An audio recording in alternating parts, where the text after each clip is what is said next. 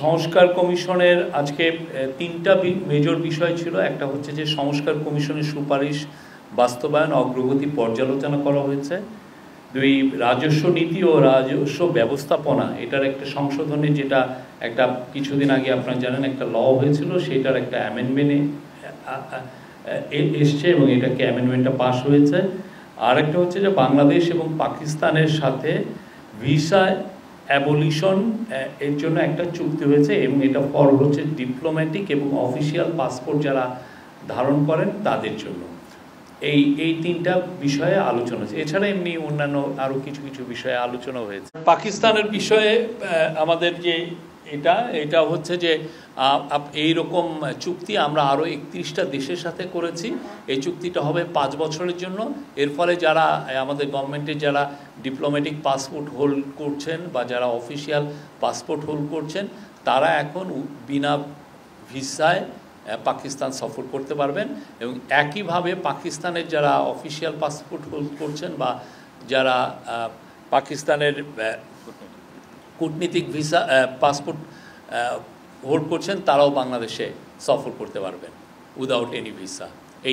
এটা আমাদের একটা স্ট্যান্ডার্ড প্র্যাকটিস, আমরা অনেকগুলো 31টা দেশের সাথে করেছি। আমরা আশা করছি যে 40টার মতো দেশের প্রতিনিধিবৃন্দ এখানে থাকবেন, অনেক ইন্টারন্যাশনাল অর্গানাইজেশন এবং অনেক ইউএন অর্গানাইজেশন এইখানে থাকবেন।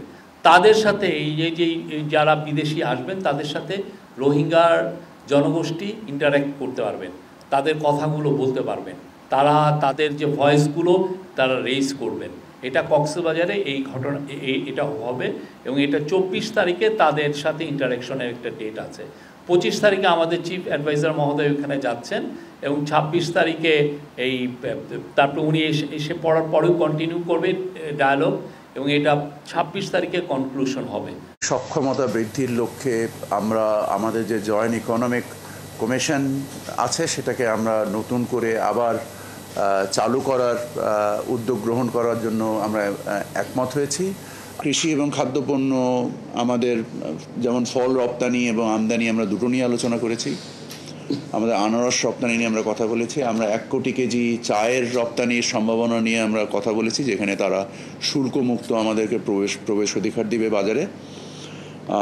এছাড়া আমাদের চিনির, যদিও এটা আমরা পুরোপুরি আমদানি নির্ভর, এখানে আমাদের স্থানীয়ভাবে চিনি উৎপাদনে পাকিস্তানের যে অর্জনগুলো রয়েছে যা বাংলাদেশ থেকে মানে অতি উন্নত। কাজ হচ্ছে বাণিজ্য সক্ষমতা তৈরি করা দেশের স্বার্থে। আমি বাংলাদেশের স্বার্থে কাজ করি, সো আমার জন্য বাংলাদেশ সর্বাগ্রে। সো আপনার যদি বৈদেশিক এই যে জিওপলিটিক্যাল যেসব কথাবার্তা নিয়ে আপনারা চিন্তা করছেন, এটা ফরেন অ্যাডভাইজারকে জিজ্ঞেস করবেন, নট টু মি। আমরা সবার দিকে ঝুঁকছি, আমরা যুক্তরাষ্ট্রের দিকে ঝুঁকছি, আমরা ভারত থেকে পেঁয়াজ আমদানি করছি। আমাদের যেখানে দেশের স্বার্থ জড়িত আমরা সেখানে তার দিকেই ঝুঁকছি। আমাদের সর্বাগ্রে বাংলাদেশ।